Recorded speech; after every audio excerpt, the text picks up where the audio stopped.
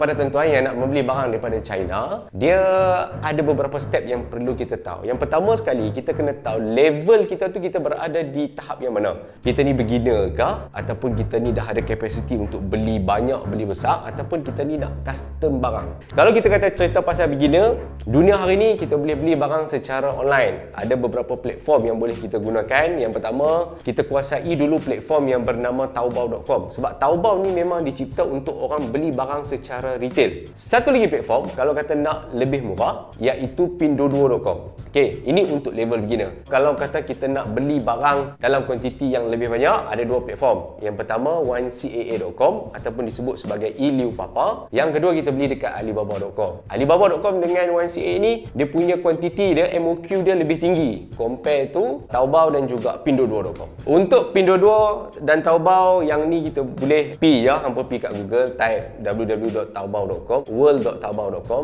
Dan satu lagi, kalau Pinduoduo dia tak ada web version, dia ada apps version, yang tu kena beli dekat apps Pinduoduo.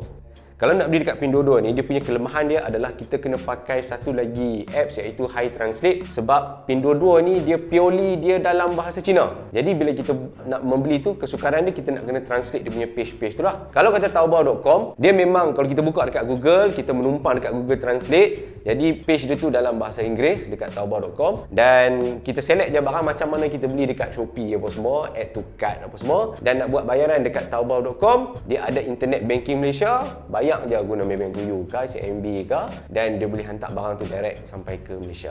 Lagi dua platform yang kalau kata kita nak beli banyak, dia ada dua platform. Yang pertama 1CAA.com, yang kedua Alibaba.com. Apa beza dua ni? Beza dia adalah Alibaba ni dicipta untuk pasaran luar daripada negara China. Manakala untuk 1CAA ni, dia beli borong, beli banyak, beli bulk, tapi pasaran dalam negara China. Okay, kalau in term of harga, based on saya punya pengalaman, beli dekat 1CAA slightly cheaper compare to Alibaba.com. Okay, kelebihan Alibaba pula, supplier dia boleh communicate dalam bahasa Inggeris dengan lebih baik. In term of MOQ, menang dekat 1CAA. 1CAA biasanya MOQ dia lebih rendah compare to Alibaba.com. Dan cara nak beli dia, kalau kata Alibaba, proses dia sama, kita daftar account, kita select barang apa yang kita nak. Kalau kata kita nak custom barang, yang tu wajib PM supplier lah. Dia ada logo ayak kat situ. Jadi kita boleh check dekat supplier, kita bagi tahu, bagilah detail, bagi design, kita bagi tahu kita nak banyak mana, material apa yang kita nak pakai. Lepas tu dia akan bagi invoice, and then kita kenalah buat bayaran. Dan untuk Alibaba.com, boleh juga bayar guna credit card Malaysia dan boleh pakai internet banking Malaysia. Dia akan